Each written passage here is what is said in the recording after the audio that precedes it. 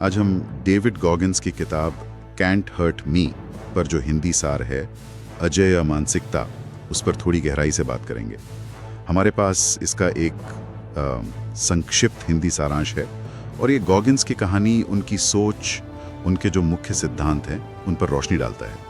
मतलब हम समझना चाहते हैं कि कैसे कोई इंसान जिसका वजन 130 किलो से ज़्यादा था, जिंदगी बिल्कुल बिखरी हुई, वो अचानक तो नहीं, मेहनत से नेवी सील बना, अल्ट्रा मैराथन रनर बना और आज एक प्रेरणा है। सार यही तो बताता है। और सबसे मज़ेदार बात जो ये सार कहता है कि सीमाएं शरीर की नहीं है, वो तो सोच की है ना?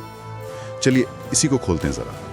तो पहली जो बड़ी बात इसमें है वो है 40% रूल। ये कहता है कि जब हमारा दिमाग बिल्कुल थक जाता है, कहता है बस अब नहीं होगा, असल में तब हम अपनी क्षमता का सिर्फ 40% ही इस्तेमाल कर रहे होते हैं। और बिल्कुल, और ये सिर्फ कोई नंबर नहीं है, ये एक माइंडसेट शिफ्ट है। सार यही इशारा करता है कि जिसे हम अपनी लिमिट समझते हैं ना, वो ज्यादातर हमारे दिमाग की बनाई हुई दीवारें होती हैं। शारीरिक हकीकत शायद उतनी न हो। अच्छा। हाँ, वो बाकी 60% क्षमता तो बस इंतजार कर रही होती है कि हम उसे खोजें। हम अक्सर उसे महसूस ही नहीं करते। और शायद उस 60% तक पहुंचने का रास्ता अगले सिद्धांत में है, ये कैलस योर माइंड वाला, यानी दिमाग को सख्त बनाना।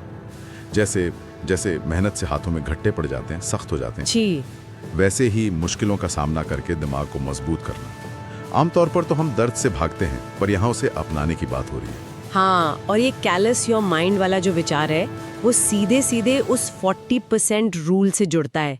सार यही दिखाता है कि उस छिपी हुई 60% ताकत को बाहर लाने के लिए आपको जानबूझकर मुश्किलों में, तकलीफों में जाना पड़ता है। दिमाग को सख्त बनाने का मतलब है चुनौतियों को गले लगाना, उनसे सीखना, उनको अपनी मेंटल मसल्स की एक्सरसाइज बनाना, सिर्फ झेलना नहीं। अच्छा, तो ये एक तरह की मानसिक कसरत हो गई। फिर इसमें एक और चीज है, अकाउंटेबिलिटी मिरर।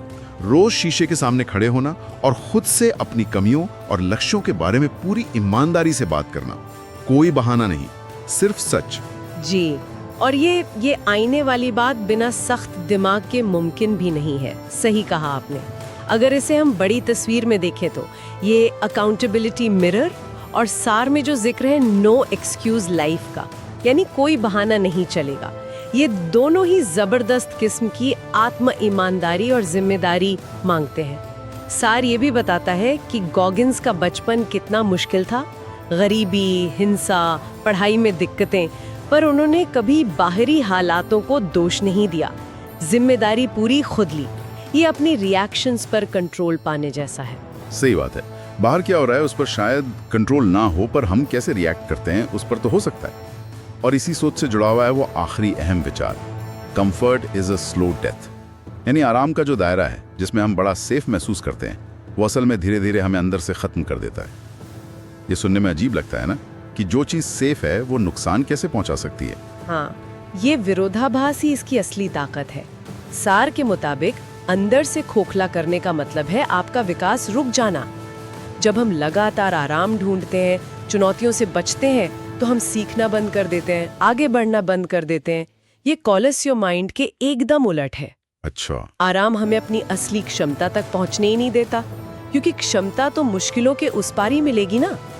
तो कुल मिलाकर इन सब विचारों का मतलब क्या है, ये किसके लिए है? सार कहता है कि गॉगिन्स का ये जो फलसफा है, ये तब सबसे ज्यादा काम आता है जब हिम्मत जवाब दे जाए, जब दुनिया कहे कि तुमसे नहीं होगा, या जब कोई अपनी जिंदगी को बिल्कुल बदलना चाहता हो। ये सिर्फ फिजिकल ताकत बढ़ाने के टिप्स नहीं है, ये तो एक तरह से मानसिक किलेबंदी की स्ट्रैटेजी है। संक्षेप में कहें तो गॉगिन्स की कहानी और उनका फलसफा, जैसा कि सार में बताया गया है, वो यही चीख चीख कर कहता है, असली लड़ाई बाहर नहीं है, वो अंदर है।